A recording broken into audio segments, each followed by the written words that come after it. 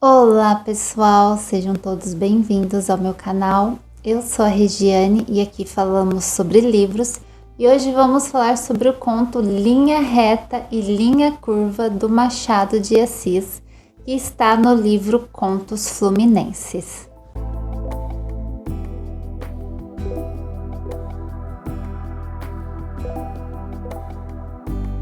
Falta apenas um conto para eu finalizar o livro Contos Fluminenses. As resenhas dos outros contos já estão disponíveis aqui no canal. Vou deixar a playlist aqui embaixo para vocês. Eu fiz uma playlist para este livro, então você encontra facilmente aí no canal. E de todos os contos que eu li até agora, esse foi o que eu menos gostei.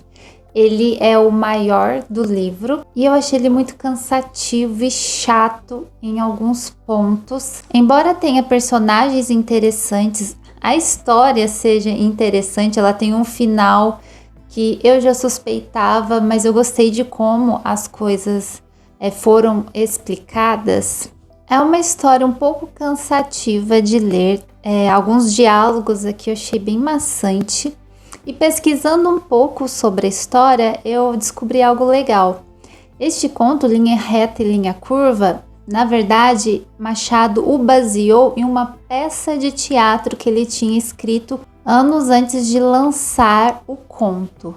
E a peça é chamada de As Forcas Caudinas. E ela foi escrita na juventude do Machado, que permaneceu inédita durante sua vida e cujo manuscrito foi descoberto em 1953 por Eugênio Gomes na Biblioteca Nacional do Rio de Janeiro, entre os velhos papéis do Conservatório Dramático. E eles publicaram, então, essa peça em 1956. Provavelmente Machado escreveu essa peça, deixou ela guardadinha, talvez ele não tenha gostado, de como ela tenha ficado, e depois a transformou nesse conto, preenchendo as lacunas da peça com a narração. E eu tenho essa peça em um dos meus livros. Se você não viu o vídeo em que eu mostro um box que eu ganhei de presente do meu marido, que contém toda a obra do Machado de Assis, eu vou deixar o link aqui embaixo para você ver. Além do box do Machado de Assis, eu ganhei um box de um outro autor que eu gosto muito também, e agora eu também tenho as obras completas dele. E agora eu tenho também As Forcas Caudinas, que é uma comédia em 2 atos. Os personagens aqui têm nomes diferentes, enquanto no livro a gente tem o Azevedo e a Adelaide, que são o casal principal. As coisas acontecem com a história desse casal em pano de fundo da história. Eu achava que esse casal seriam os principais, mas na verdade não. Os personagens principais, o casal principal que vai envolver este conto, eles são conhecidos, amigos desse casal Adelaide e do Azevedo. E aqui na peça, o casal se chama Ernesto Seabra e Margarida Seabra. Eu acredito que esse coronel russo chamado Aleixo Kupdov, no conto, é o senhor Diogo, que é um homem de 50 anos. E a Emília, a viúva, na peça também se chama Emília. E o Tito, que é o personagem principal, também se chama Tito no conto e na peça. Eu folheei toda a peça, eu não li, e 90% dela é fiel ao conto, principalmente os diálogos. No conto temos falas extras e uma cena extra também. Temos uma cena aqui em que o Tito vai contar uma história de um homem e de um macaco, e isso não tem na peça. Este conto foi publicado no Jornal das Famílias, que era um periódico em que o Machado publicou muitos contos, e ele reuniu alguns neste livro Contos Fluminenses. E Linha Reta e Linha Curva foi publicado entre 1865 e 1866. Eu vou contar a história, não vou contar todos os detalhes. Quando eu chegar ao grande spoiler, eu aviso vocês para que vocês pulem caso você não queira o spoiler. Adelaide e Azevedo são um casal recém-casados, eles têm 3 meses ainda, mas eles ainda estão vivendo sua lua de mel, porque são muito apaixonados, e se depender do Azevedo, vai continuar assim o resto da vida. E a história começa, né, nos apresentando os dois, até que na casa deles, eles recebem um amigo de Azevedo, o Tito. O Tito vê aquele casal apaixonado, feliz, e ele vem com uma carga extremamente negativa para aquela casa, porque Tito não acredita no amor, ele não acredita no casamento, ele já se apaixonou uma vez, ele cortejou a moça e a pediu em casamento e ela o desprezou. E isso o abalou tanto que hoje ele não acredita mais no amor. Ele diz que ele nunca mais foi capaz de amar e ele não é um homem que quer se casar um dia. E nesse momento é nos apresentado Emília. Emília é amiga da Adelaide. Ela chega à casa da Adelaide, encontra Tito lá e Adelaide fala para ela, né? Eles acabam comentando: Tito é um homem que não acredita no amor. E a partir daí, Emília bota na cabeça que vai fazer esse homem se apaixonar por ela, a ponto dele beijar os seus pés. E quando isso acontecer, ela vai dar um chute na bunda dele, porque ela diz que isso é uma forma de vingar o seu sexo. Afinal, os homens brincam muito com as mulheres, então ela, como uma mulher viúva, descompromissada, ela vai brincar com os homens também. E ela realmente faz isso porque tem o Diogo, que é um homem de mais de 50 anos, que é apaixonado por ela, quer se casar com ela, mas ela dá a bola para ele, faz ele ficar sempre aos pés dela, mas é o máximo que ele consegue chegar.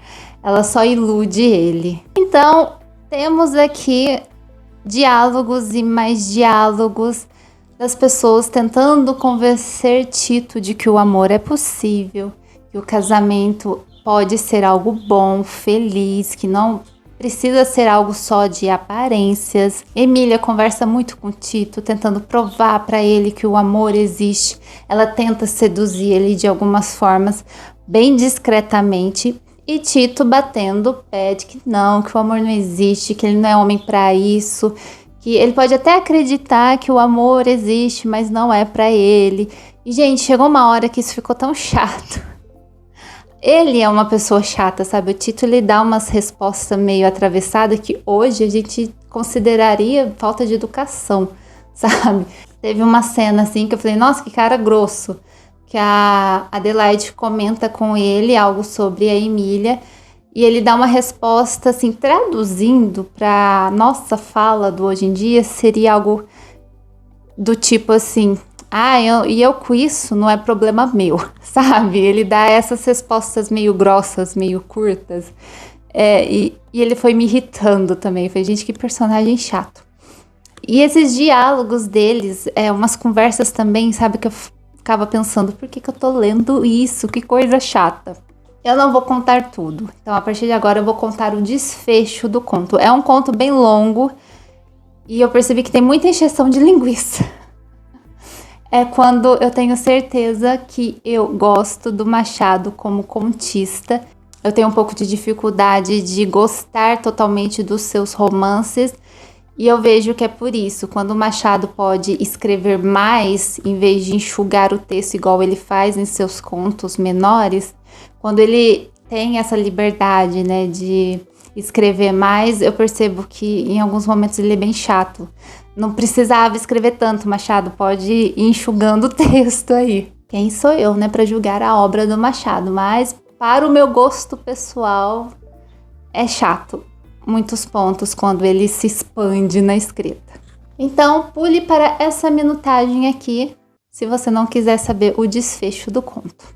Após, acho que foram 2 meses que Tito ficou hospedado na casa de Adelaide Azevedo, e durante esse tempo, Emília tentando seduzir ele, fazer com que ele se apaixone por ela, até que ela percebe que ela não conseguiu. E ela diz que vai voltar para a corte. Aqui na história eles estão em Petrópolis. E voltar para a corte é voltar para o Rio de Janeiro. E antes de ir, ela envia uma carta para o Tito, né, abrindo o coração, dizendo que ela se apaixonou por ele, ele não deu bola para ela, então ela vai embora. E ele responde uma carta enorme, que não diz nada com nada, e a única frase que responde à carta dela é essa: mando-lhe os meus pêsames e rogando a Deus para que encontre um coração menos frio do que o meu. E no dia seguinte, em vez de Emília voltar para a corte, ela vai até a casa da Adelaide e confessa para a amiga que o tiro saiu pela culatra, que ela tentou fazer Tito se apaixonar por ela, mas quem se apaixonou por Tito foi ela. E ela nos revela que ela já conhecia Tito. Ela fingiu durante todo esse tempo que os dois não se conheciam e ela tem certeza que ele se lembra dela também, que ela era a mulher por quem ele se apaixonou alguns anos atrás e ela pisou nele, né? Ele chegou a pedi-la em casamento e ela desprezou ele. E agora ela se sentiu no mesmo lugar que ele, porque ela tentou, né, reconquistá-lo novamente para pisar nele novamente, mas quem acabou sendo pisada foi ela, porque ele que desprezou ela. E Tito ouve essa conversa, entra na sala e a pede em casamento. Sim, gente, é assim, do nada. Ele ouve toda a conversa delas, chega lá e pede Emília em casamento, ela aceita. E ele nos revela que ele lembrava dela sim, ele só queria fazê-la passar pelo que ele passou. Que na verdade tudo aquele diálogo, aquelas conversas sobre não acreditar no amor eram mentiras, porque ele só queria fazer ela sentir a mesma dor que ele sentiu. Ele realmente não conseguiu amar mais ninguém. Ela sempre foi a mulher por quem ele foi apaixonado. Embora ela já tenha sido casada, ela é viúva 2 vezes, tá, gente? Meio preocupante, cuidado, viu, Tito? Você pode ser o 3º marido que ela vai enterrar. Mas ele não esqueceu ela e viu uma oportunidade ali de, quem sabe, os dois ficarem juntos, mas antes ele queria ter certeza, né, se ela não ia pisar nele, então ele pisou nela primeiro. E depois, né, que ele revela tudo isso, nos é explicado o título do conto, Linha Reta e Linha Curva, e quem nos explica é o Azevedo, que diz: Tito, não tendo alcançado nada caminhando em linha reta, procurou ver se alcançava caminhando por linha curva. Às vezes é o caminho mais curto.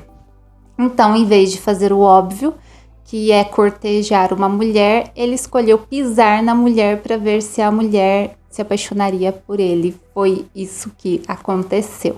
E ao final do conto, né, os dois vão se casar e Tito, ele pensa o seguinte: é preciso confessar que eu entrei num jogo arriscado, podia perder. Felizmente, ganhei. E assim termina o conto. Não gostei muito devido a todos esses diálogos chatos que tiveram aqui. Tem essa história do homem e do macaco, que é uma história que o Tito inventa para ter o que contar ali. E acho que para eles se livrarem do Diogo, que era uma pessoa bem sem noção. São páginas, gente, ele contando essa história que não chega a lugar nenhum. E eu ficava, meu Deus do céu, por que eu tô lendo isso? Valeu a pena ler, valeu, porque eu quero conhecer, né, a obra do Machado, mas não é um texto que eu vou ler de novo. E agora me conta você aí. Já leu este conto? Conhecia a história de que este conto é baseado em uma peça que o Machado escreveu, mas ele nunca lançou, nunca publicou? Comenta aí embaixo. Se inscreva no canal, curta o vídeo e nos vemos nos próximos vídeos. Um beijo e tchau, tchau!